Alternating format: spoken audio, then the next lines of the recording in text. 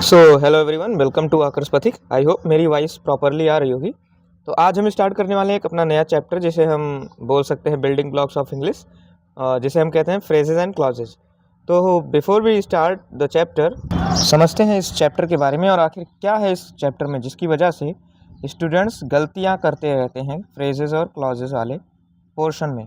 उन्हें आखिर इसका डिफरेंस समझ क्यों नहीं आता है, इस बात को जानने की कोशिश करेंगे और हम लोग क्लॉजेज एंड फ्रेजेस से रिलेटेड जो भी बारीकियां हैं उसे समझने की कोशिश करेंगे। तो सबसे पहले हम बात करेंगे फ्रेजेस की। फ्रेजेस क्या हैं? तो ये बिल्डिंग ब्लॉक्स ऑफ सेंटेंस हैं। हाँ, बिल्डिंग ब्लॉक्स ऑफ सेंटेंस बोलने का ये मतलब नहीं है कि एकदम स्मॉलेस्ट यूनिट है हमारे सेंटेंस को बनाने की, बट ये बिल्डिंग ब्लॉक्स हैं और ये हमारे सामने या तो विदाउट सब्जेक्ट आते हैं, विदाउट वर्ब आते हैं। अगर ये दोनों साथ में आ जाते हैं तो मैंने बता रखा है बच्चों को कि ये क्या कहलाता है, क्लॉज कहलाता है। क्लॉज के छोटे भाई को हम फ्रेज कह सकते हैं। क्यों? क्योंकि क्लॉज में सब्जेक्ट और वर्ब दोनों साथ में आते हैं, बट यही सब्जेक्ट वर्ब अगर अकेले अकेले आ जाए तो ये क्या कहलाने लगता है, फ्रेज कहलाने लगता है, फ्रेज हो जाता है। तो डेफिनेशन, अगर हम बुकिश लैंग्वेज के डेफिनेशन की बात करें तो ये हो जाएगा, a phrase is a group of word that makes sense but does not have a subject and finite verb combination. हमारे सेंटेंस में आए हुए जो फ्रेजेस होते हैं उनके पास अपना खुद का ग्रुप ऑफ वर्ड होता है, वो कुछ सेंस भी करते हैं, लेकिन उनका खुद का कॉम्बिनेशन नहीं होता है किसके साथ, सब्जेक्ट और वर्ब के साथ।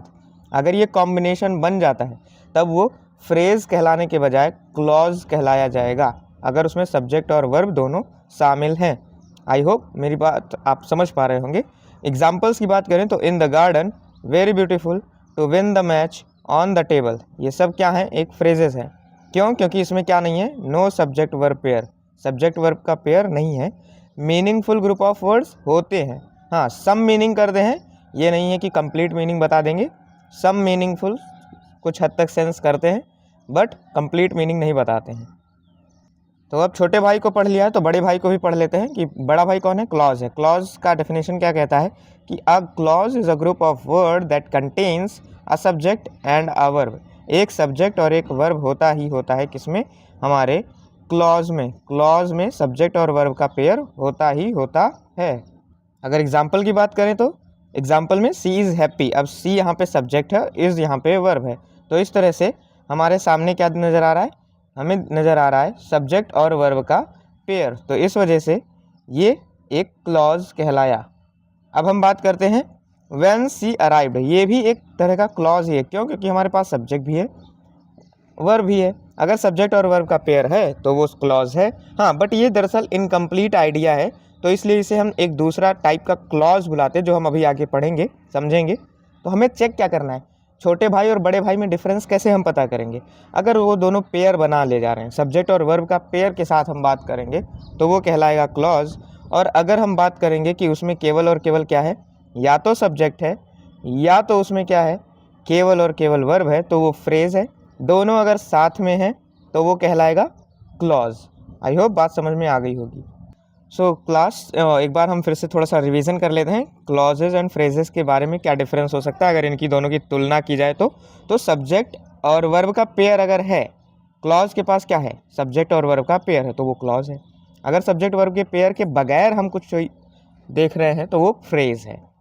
Can express idea, yes, express कर सकता है एक आइडिया। फ्रेज जो है वो कंप्लीट आइडिया एक्सप्रेस नहीं कर पाएगा, कुछ सेंस देगा बट कंप्लीट आइडिया नहीं देगा। क्लॉजेज जो हैं वो सेंटेंस के पार्ट होते हैं, बिगर यूनिट पार्ट होते हैं, वाइल फ्रेजेस जो होते हैं वो शॉर्टर यूनिट होते हैं और ये कंप्लीट सेंटेंस नहीं बनाते हैं। क्लॉज हमारा एक कंप्लीट सेंटेंस बना सकता है।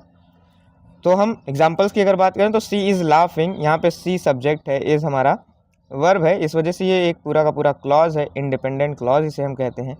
इन द मॉर्निंग, ये यहाँ पे हम देख रहे हैं, यहाँ पे हमारा सब्जेक्ट नहीं आया हुआ है, वर्ब भी नहीं आया हुआ है, अकेला नाउन आ रहा है, तो इस वजह से, और प्रीपोजिशन आ रहा है, आर्टिकल आ रहा है, तो कहीं ना कहीं ये क्या है, सम सेंस करने वाला हिस्सा है सेंटेंस का। और अगर सम सेंस करने वाला हिस्सा है तो हम इसे क्या कह देंगे, फ्रेज कह देंगे। बहुत ही आसान सी बात होती है, कोई बहुत ज़्यादा समझ तीर मारने जैसा नहीं है। बस अब तुम्हें ये जानना है कि इसके पास खुद का सब्जेक्ट और वर्ब का पेयर नहीं होना चाहिए, अगर पेयर है तो वो फिर क्लॉज कहलाएगा। तो चलिए अब बात कर लेते हैं इनके टाइप्स की, टाइप्स ऑफ फ्रेजेस क्या होते हैं और फिर टाइप्स ऑफ क्लॉजेस की। तो टाइप्स ऑफ फ्रेजेस की अगर हम बात करें, oh wait wait wait, yes, तो टाइप्स ऑफ क्लॉजेज में दो मेन टाइप ऑफ क्लॉजेज होते हैं। एक जिसे हम कहते हैं इंडिपेंडेंट क्लॉज और एक जिसे हम कहते हैं सबऑर्डिनेट क्लॉज या डिपेंडेंट क्लॉज। इंडिपेंडेंट मतलब आज़ाद है और डिपेंडेंट मतलब निर्भर है। तो इंडिपेंडेंट जो खुद पर आश्रित है, डिपेंडेंट जो दूसरे पर निर्भर है। तो ये दो हमारे टाइप के क्लॉजेज होते हैं। और टाइप्स ऑफ फ्रेजेस की अगर हम बात करें तो हमारे सामने नज़र आते हैं noun phrase, adjective phrase, adverb phrase, prepositional phrase, infinitive phrase और जीरंड फ्रेज। इन्फिनेटिव फ्रेज और जीरंड फ्रेज हो सकता है आपको थोड़ा सा नया लग जाए, बाकी ये चार तो आपने अपने बुक्स में देख रखे होंगे, पढ़ रखे होंगे। नाउन फ्रेज क्या है, ये सारे के सारे टाइप्स क्या हैं, इनकी अगर बात की जाए तो नाउन फ्रेज यानी वो फ्रेज जो काम करता है नाउन का, बनता है नाउन के साथ और नाउन का इस्तेमाल होकर। और एडजेक्टिव फ्रेज वो फ्रेज जो काम करता है एडजेक्टिव का और बनता है एडजेक्टिव्स का इस्तेमाल करके ओके। और एडवर्ब फ्रेज एक ऐसा फ्रेज जो कि बनता है एडवर्ब का इस्तेमाल करके और काम कर रहा होता है सेंटेंस में एडवर्ब का। प्रीपोजिशनल फ्रेज जो बनता है प्रीपोजिशन का इस्तेमाल करके, काम करता है सेंटेंस में प्रीपोजिशन का। इन्फिनेटिव फ्रेज और जीरंड फ्रेज ये बनते हैं इन्फिनेटिव और जीरंड का इस्तेमाल करके। तो ये हो गए हमारे टाइप्स ऑफ फ्रेजेस और types of clauses. I hope तुम्हें ये क्लॉजेज एंड फ्रेजेस के टाइप्स क्लियर हुए होंगे, क्योंकि ये याद करना पड़ता है, हमें याद ही करना पड़ेगा इनके टाइप्स और इनके नेम्स, सो दैट हम इन्हें एग्ज़ाम में आइडेंटिफाई कर पाए। आइडेंटिफाई करना ही हमारा टास्क होता है। Now let's talk about noun phrase. एक एक करके हम सारे फ्रेजेस फिर सारे क्लॉजेस को समझेंगे। तो हमारे नाउन फ्रेज मतलब जो काम करता है नाउन का, वो फ्रेज जो काम करे नाउन का कहलाएगा नाउन फ्रेज। एग्जाम्पल के लिए a bunch of grapes, a bunch of grape, या the boy with blue eyes playing cricket. ये हम इसे जीरंड फ्रेज भी बोल सकते हैं। क्यों? क्योंकि इसमें वर्ब में आईएनजी का इस्तेमाल किया गया है। वर्ब फर्स्ट में आईएनजी जो है वो बनाता है जीरंड को, जब इस्तेमाल हो जाता है वो एज ए नाउन, जब वो नाउन की तरह इस्तेमाल हो जाए और हो वर्ब का आईएनजी फॉर्म, तो वो जीरंड कहलाता है। सेंटेंस की बात की जाए तो the boy with the blue eyes is my friend. तो यहाँ पे ये जो the boy with the blue eyes, ये पूरा का पूरा नाउन फ्रेज है और इसका सब्जेक्ट ही यही है, the boy with the blue eyes. तो ये पूरा का पूरा फ्रेज क्या कहलाया? Noun phrase. क्यों? क्योंकि ये नाउन की जगह पर इस्तेमाल हुआ है, इसलिए नाउन कहलाया। Now let's talk about adjective phrase. Adjective phrase क्या होता है? तो ये डिस्क्राइब करता है नाउन को, सेंटेंस में डिस्क्राइब करता है नाउन को। अब नाउन को डिस्क्राइब या नाउन या प्रोनाउन को डिस्क्राइब करने का काम किसका होता है? एडजेक्टिव का होता है।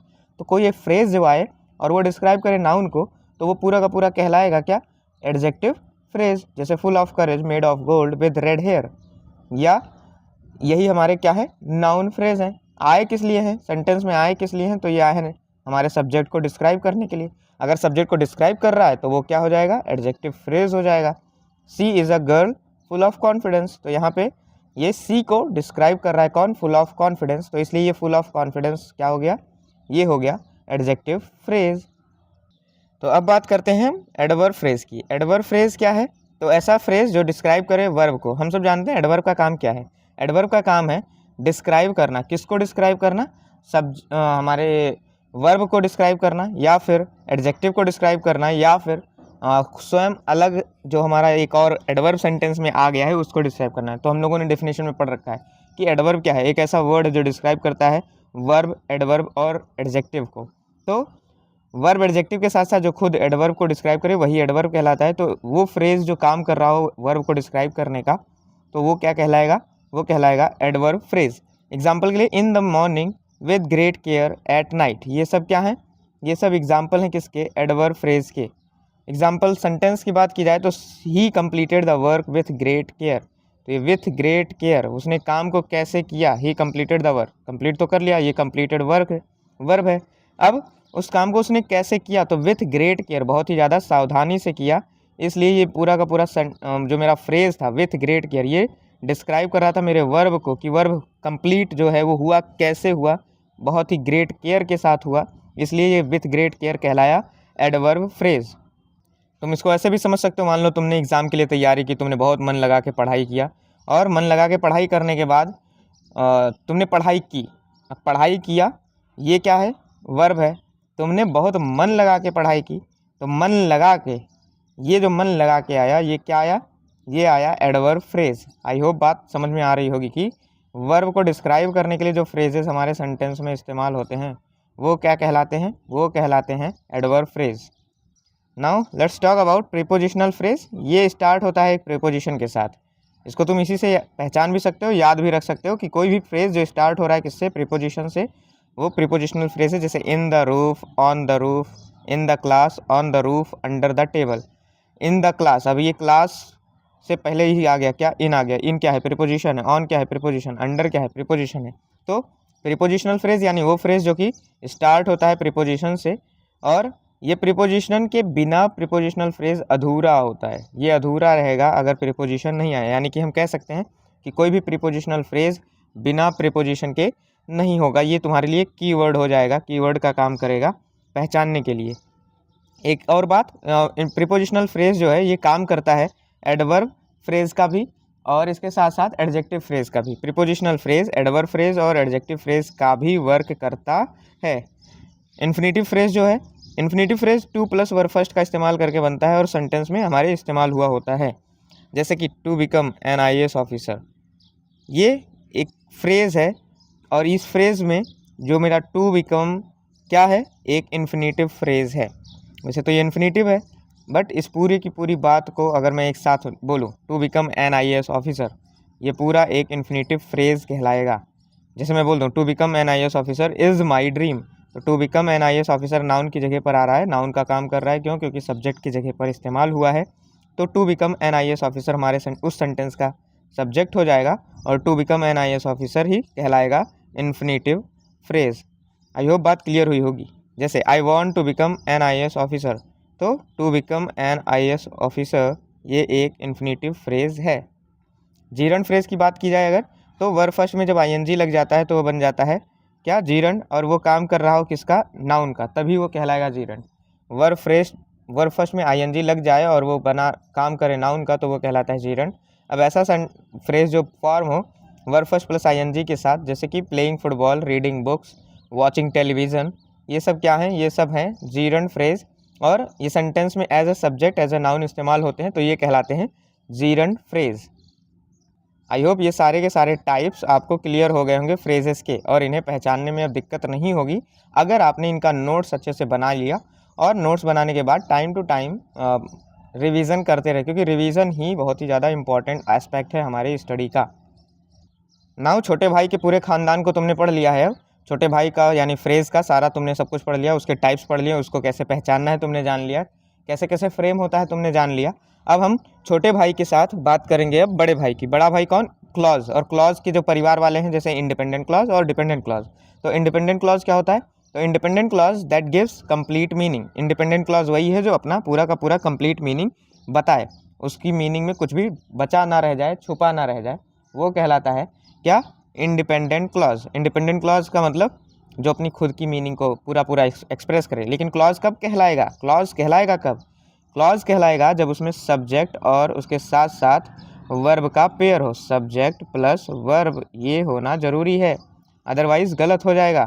तो हमारे पास हमें क्या चाहिए कि हमारे सेंटेंस का वो हिस्सा जिसको कंटेन करके रखता है सब्जेक्ट और वर्ब को, और बताता है कंप्लीट मीनिंग, कंप्लीट मीनिंग बताता है, तो वो क्या कहलाएगा, कंप्लीट मीनिंग बता रहा है तो वो कहलाएगा एक इंडिपेंडेंट क्लॉज। जैसे I love English, she was tired, obviously I love English and she was tired, ये पूरा का पूरा सेंस बता रहे हैं।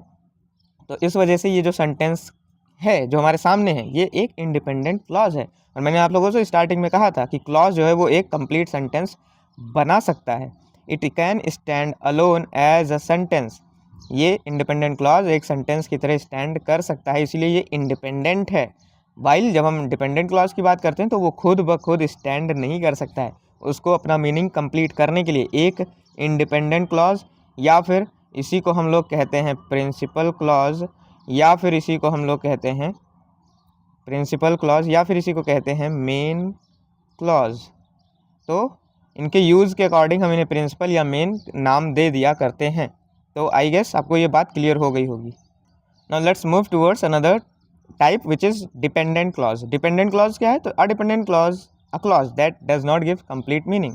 बट ये क्लॉज कहलाएगा कब, जब इसके पास क्या होगा, सब्जेक्ट और वर्ब का पेयर होगा। सब्जेक्ट और वर्ब का पेयर होते हुए भी वो अपना मीनिंग क्लियर ना बता पाए तो वो क्या कहलाएगा, डिपेंडेंट क्लॉज। जैसे मैं केवल इतनी ही बात बोलूँ, बिकॉज आई वॉज टायर्ड, क्योंकि मैं थका हुआ था, अब इतना बोल के मैं रुक जाऊँ तो इट इज़ ऑब्वियस कि तुम्हारे मन में सवाल आएगा कि क्योंकि आप थके हुए थे तो क्या। इफ़ यू वर्क हार्ड, अगर मैं मेहनत करूँ, अगर तुम मेहनत करो, इफ़ यू वर्क हार्ड बोल के मैं रुक जाऊँ तो तुम कहोगे कि sir if I work hard so what. आगे आप कहना क्या चाहते हैं, बात कंप्लीट नहीं लग रही मुझे। तो ऐसा जब भी होगा तो वो क्या कहलाएगा, डिपेंडेंट क्लॉज। क्यों? क्योंकि हमें यहाँ सब्जेक्ट भी नज़र आ रहा है, वर्ब भी नज़र आ रहा है, तो इस वजह से सब्जेक्ट वर्ब का पेयर तो बन रहा है, बट मीनिंग जो है वो क्लियर सामने नहीं आ पा रही है, इसलिए ये कहलाता है डिपेंडेंट क्लॉज। इसको अपनी मीनिंग पूरी करने के लिए चाहिए क्या, एक independent clause.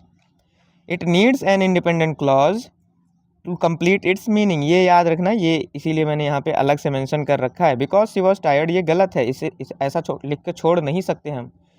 She slept because she was tired, वो सो गई। क्यों? क्योंकि वो थकी हुई थी, वह थकी हुई थी इसलिए सो गई। अब यहाँ पर हमें मीनिंग क्लियर पता चल रहा है, तो इस वजह से हम कह सकते हैं कि ये सेंटेंस सही है। और इसको पूरा करने के लिए किसका इस्तेमाल हुआ, तो शी स्लेप्ट, ये क्या है, वह सो गई। ये एक इंडिपेंडेंट क्लॉज है जो आया है इस डिपेंडेंट क्लॉज की मीनिंग को कंप्लीट करने के लिए। आई गेस बात क्लियर हो गई होगी। जैसे तुम्हारी लाइफ अधूरी है ना किसी उस इंसान के बिना, तुम डिपेंडेंट क्लॉज हो, और वो इंसान इंडिपेंडेंट क्लॉज है जिसके बगैर तुम रह नहीं सकते हो। तो आई गेस इस चीज़ से जोड़कर अगर तुम देखोगे तो तुम्हें डिपेंडेंट क्लॉज इंडिपेंडेंट क्लॉज अच्छे से समझ में आ जाएगा। बट फिर भी एक एडवाइस रहेगी, डिपेंडेंट क्लॉज मत बनना लाइफ में। डिपेंडेंट क्लॉज बनोगे तो परेशान रह जाओगे, अपनी मीनिंग के लिए अपनी खुद की मीनिंग ढूंढ नहीं पाओगे, लाइफ में क्या करना है ये पता नहीं कर पाओगे। तो डिपेंडेंट क्लॉज मत बनो, इंडिपेंडेंट क्लॉज बनो। हाँ, तो अब हम टाइप्स ऑफ डिपेंडेंट क्लॉज की बात कर लेते हैं कि ये जो डिपेंडेंट क्लॉज होते हैं ये हमारे सेंटेंस में किस तरह इस्तेमाल हुए हैं, और इस इस्तेमाल के अकॉर्डिंग, उनके यूज़ के अकॉर्डिंग हम इंडिपेंडेंट क्लॉज को, डिपेंडेंट क्लॉज को, नॉट इंडिपेंडेंट, याद रखना, फोकस में रखो ये सारी बातें, दिमाग में अलग से बिठाओ कि डिपेंडेंट क्लॉज के टाइप्स होते हैं, इंडिपेंडेंट क्लॉज के नहीं। डिपेंडेंट क्लॉज के कौन कौन से टाइप्स, तो 3 टाइप। कौन कौन से? Noun clause. अब नाउन क्लॉज है क्या, तो ये काम करता है सेंटेंस में नाउन का, इसलिए ये कहलाता है नाउन क्लॉज। ये हमेशा जब शुरुआत होगी इसकी तो ये इसके पहले कुछ वर्ड्स आते हैं, ये कुछ की वर्ड्स हैं, अगर इनको आप याद रखें, मन में बिठा के रखें, तो आप तुरंत पहचान ले जाएंगे कि ये नाउन क्लॉज है जो हमारे सेंटेंस में इस्तेमाल हुआ है। एग्जाम्पल की बात करें तो I know that he is honest. अब that he is honest, that he is honest बोल के ही छोड़ दिया जाए तो बात कंप्लीट नहीं होगी, इसलिए हमें आई नो नाम का इंडिपेंडेंट क्लॉज जोड़ना पड़ा। इसी तरह what you said is true, जो तुमने कहा सही है। तो वॉट यू सेड बोलकर रुक नहीं सकते हैं, क्यों? क्योंकि ये डिपेंडेंट क्लॉज है, काम किसका कर रहा है, नाउन क्लॉज का। तो देखिए वॉट से स्टार्ट हो रहा है। I don't know where she lives, where she lives, अब ये वेयर वर्ड आया, ये सब क्या बना रहे हैं, नाउन क्लॉज बना रहे हैं। पहचानने का एक तरीका हो सकता है आपके पास कि हम क्या करें, अपने इस क्लॉज को, जो भी क्लॉज मेरे सामने नज़र आए, उसे किसी चीज़ से रिप्लेस कर दें। रिप्लेस कर दें मतलब बदल दें, किसी सामान से, कोई समथिंग, कोई भी चीज़ हो उससे, समथिंग से, या तुम केवल और केवल कुछ मत बोलो, उस चीज़ के आगे समथिंग लगा के बोलो। मतलब जो भी हमारा क्लॉज नाउन क्लॉज है उसके आगे अगर हम समथिंग लगा कर ही बोलें या लिखें और देखें कि क्या ये सेंटेंस अभी भी सेंस कर रहा है, क्या उसका मीनिंग अभी भी निकल के आ रहा है। तो अगर ऐसा हो रहा है कि हाँ मीनिंग निकल के आ रहा है तो वो क्या कहलाएगा, वो कहलाएगा नाउन क्लॉज। अगर मीनिंग नहीं बना रहा है तो फिर वो नाउन क्लॉज नहीं रह जाएगा। आई होप ये ट्रिक आपको समझ में आई होगी, समथिंग वाली, कि समथिंग लगाकर अगर हम बोलते हैं, लिखते हैं और फिर भी अगर वो सेंस करता है तो वो नाउन क्लॉज कहलाएगा। Now let's talk about last type of dependent clause which is adjective clause. Adjective clause या इसी को हम लोग रिलेटिव क्लॉज भी कह देते हैं। रिलेटिव क्लॉज या एडजेक्टिव क्लॉज का काम क्या है, तो ये एक्ट करता है एज एन एडजेक्टिव और डिस्क्राइब करता है नाउन को। ऑब्वियस सी बात है, अगर कोई एडजेक्टिव है तो वो नाउन या प्रोनाउन को डिस्क्राइब ही करेगा, तो हमारा जो एडजेक्टिव क्लॉज है वो नाउन को डिस्क्राइब करता है। ये हमेशा स्टार्ट होते हैं वी, हु से, विच से, दैट से, हुज, हुम। ये कुछ वर्ड्स हैं, की वर्ड्स हैं, जैसे मैंने अभी आपको नाउन क्लॉज में बताया था। अभी आई गेस मैं आपको अभी एडवर्ब क्लॉज में ही बताऊंगा। आई गेस मैंने गलती से बोल दिया है कि लास्ट क्लॉज है ये, सॉरी। तो ये एडजेक्टिव क्लॉज के कीवर्ड्स हैं जिनसे ये स्टार्ट होता है। The boy who is playing is my brother. अब हु इज़ प्लेइंग ये क्या हो गया, मेरा एडजेक्टिव क्लॉज हो गया। The book that you gave me, अब ये दैट यू गेव मी क्या है, एडजेक्टिव क्लॉज है। तो ये हमेशा आंसर किस चीज़ का करते हैं, अगर मुझे पता चल जाए या मुझे पता करना है कि जो सेंटेंस में इस्तेमाल किया हुआ क्लॉज है वो एडजेक्टिव है कि नहीं है, तो हम चेक करेंगे क्या ये विच वन या व्हाट काइंड, कौन सा या किस प्रकार का जवाब दे रहा है। तो अगर ऐसा है तो वो क्या है, एडजेक्टिव क्लॉज है। विच वन या व्हाट काइंड का आंसर करने वाला जो क्लॉज होगा वो कहलाएगा adjective clause. So let's move towards last, now it is last, adverb clause. Adverb clause क्या है, तो एडवर्ब क्लॉज एक्ट करता है एडवर्ब का और हमें बताता है इतनी सारी चीज़ों के बारे में। जैसा कि हमारा एडवर्ब होता है पार्ट ऑफ स्पीच में, वैसे ही हमारा एडवर्ब क्लॉज भी होता है, सेंटेंस में आता है तो time, reason, condition, contrast, purpose, इन सभी चीज़ों के बारे में बताता है। अगर हम बात करें कॉमन वर्ड्स की जो कि फ्रिक्वेंटली इस्तेमाल होते हैं एडवर्ब क्लॉज के लिए, तो वो है हमारा when, because, if, although, since, before, after, while, unless. ये कुछ ऐसे वर्ड्स हैं जो इस्तेमाल होते हैं एडवर्ब क्लॉज को बताने के लिए या बनाने के लिए। I will call you when I reach home, when I reach home, तो यहाँ पे मैं तुम्हें कॉल करूँगा व्हेन आई रीच होम, ये इस वर्ब को क्या कर रहा है, डिस्क्राइब कर रहा है और हमें क्या बता रहा है, हमें टाइम बता रहा है कब करूँगा मैं कॉल, तो इसलिए ये क्या हो गया, एडवर्ब क्लॉज होगा, when I reach home. Because she was sad, if you study, ये सब क्या हैं, ये सब हैं एडवर्ब क्लॉज। और इन्हीं वर्ड्स को हम इस्तेमाल करके पहचान लेते हैं कि कोई इस्तेमाल किया हुआ क्लॉज जो है या लिखा हुआ क्लॉज जो है वो एडवर्ब है, एडजेक्टिव है या फिर नाउन है। आई गेस आपको ये क्लॉज के जितने भी टाइप्स हैं वो क्लियर हो गए होंगे और इनके बारे में आपने थॉरो नोट्स बना लिया होगा। अगर आपको क्लास थोड़ा सा तेज़ लगे तो क्लास को बीच में पॉज करें और उसके बाद नोट्स बना लें, तब क्लास को आगे रिज्यूम करें। अब हमने तीनों क्लॉजेस को पढ़ लिया है, चलो थोड़ा सा कंपैरिजन करके दिमाग में इसे बिठा लेते हैं। नाउन क्लॉज काम करेगा नाउन का, एडजेक्टिव क्लॉज काम करेगा एडजेक्टिव का, एडवर्ब क्लॉज काम करेगा एडवर्ब का। जैसे what he needs, what he said is true, अब ये क्या हो गया, एग्जाम्पल हो गया किसका, नाउन क्लॉज का। द गर्ल हु सिंग्स, अब ये हु सिंग्स क्या है, ये है हमारा adjective clause. When I arrived, ये क्या है हमारा एडवर्ब क्लॉज है। आई गेस आपको बातें समझ में आ गई होंगी, क्लियर हो गया होगा कि आखिर ये क्लॉज क्या है और फ्रेज़ क्या है और इनका सेंटेंस में इस्तेमाल क्या होता है, ये किस लिए आते हैं और क्या क्या काम करते हैं। अब जो तुमने सीख लिया है कि आखिर ये फ्रेजेस और क्लॉजेस होते क्या हैं, तो हम थोड़ा सा जान लेते हैं कुछ इंपॉर्टेंट एग्ज़ाम मिस्टेक्स जो हम कर लेते हैं। एक इम्पॉर्टेंट मिस्टेक है जो हम लोग हमेशा कर आते हैं और उसी के बारे में मुझे बात करनी है।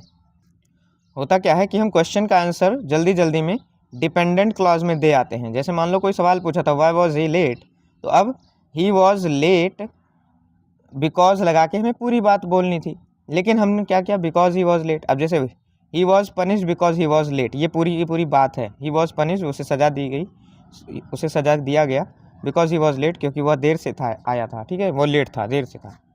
तो अब इसी बात को अगर मैं केवल और केवल डिपेंडेंट क्लॉज में बोलूँ, वाई वॉज ही पनिश्ड, ये सवाल आ गया मेरे सामने, वाई वॉज ही पनिश्ड, हमने बोल दिया बिकॉज ही वॉज लेट। अब केवल इतना ही बोल दिया तब तो चलता है, कॉन्टेक्चुअल मीनिंग है, हम निकाल ले जाएंगे। बट जब हम कॉपी में आंसर राइटिंग कर रहे हैं तब वहाँ पर ये काम नहीं करना होता है।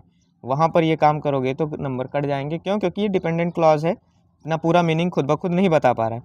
इसलिए हमें क्या चाहिए कि never leave dependent clause alone, कभी भी हम डिपेंडेंट क्लॉज को अकेला ना छोड़ें। कहाँ पर? अपने आंसर राइटिंग में, जब भी हम आंसर लिख रहे हों। आई होप आप ये मिस्टेक अब दोबारा नहीं करेंगे। और अब हम थोड़ा सा प्रैक्टिस की बात कर लेते हैं। हमें पता लगाना है कि ये इन सेंटेंसेस में कौन से क्लॉजेज आए हुए हैं। अब इससे पहले कि मैं आपको इसका आंसर बताऊं, आप लोग वीडियो पॉज करो और तुरंत अटेम्प्ट करो, जल्दी से बताओ कि अपने आप में अपनी कॉपी में नोट डाउन करो कि पढ़ के कि आखिर इन सभी क्लॉजेज में कौन से टाइप के क्लॉजेज हैं। ये जो सेंटेंसेस हमारे सामने लिखे हैं इनमें कौन कौन से क्लॉजेज आए हुए हैं, कौन सा टाइप का क्लॉज आया हुआ है। और इसी में तुम शायद फ्रेजेस ढूंढना चाहो तो वो भी ढूंढ सकते हो। आई होप तुमने पॉज करके क्वेश्चंस अटेम्प्ट कर लिए होंगे। अगर कर लिया है तो बहुत अच्छी बात है। क्वेश्चंस अटेम्प्ट करने के बाद अब इनके आंसर्स मैच कर लो। पहला जो सेंटेंस था मेरा उसका नाउन क्लॉज था। दूसरा सेंटेंस जो था मेरा उसमें हमारा जो क्लॉज है वो एडजेक्टिव क्लॉज है। तीसरे सेंटेंस में जो क्लॉज आया हुआ है वो एडवर्ब क्लॉज है। फोर्थ सेंटेंस में जो हमारा क्लॉज है वो नाउन क्लॉज है। और फिफ्थ सेंटेंस में फिर से एडवर्ब क्लॉज है। आई होप तुम्हारे आंसर सही गए हों। Be honest with yourself, check करना अपना आंसर सही था या नहीं, और अगर गलत गया तो बस चेक करना कि आखिर गलती क्या हुई है। क्योंकि रूल्स तुमने सारे पढ़ लिए हैं, तुम्हें पता है कि आखिर कौन सा क्लॉज कैसा होता है और वो किस टाइप का दिखता है, किस कंडीशन में उसे हम नाउन कहते हैं, किस कंडीशन में एडजेक्टिव कहते हैं और किस कंडीशन में एडवर्ब कहते हैं। नाउ एक और छोटा सा प्रैक्टिस स्लाइड है ये। इसमें हमें क्या करना है, हमें बस चेक करना है कि हम क्या क्लॉजेज एंड फ्रेजेस में डिफरेंस कर पा रहे हैं। तो फटाफट इन चारों सेंटेंसेस या सामने जो बातें लिखी हैं 4 के 4 ऑप्शंस को पढ़ो और चेक करो कि क्या ये क्लॉज है या फिर ये फ्रेज़ है, और फिर इसके आंसर्स को कमेंट बॉक्स में तुरंत आंसर करो कि आखिर ये पहला वाला सेंटेंस है ये क्लॉज है या फ्रेज़ है, दूसरा वाला जो है ये भी, तीसरा और फोर्थ।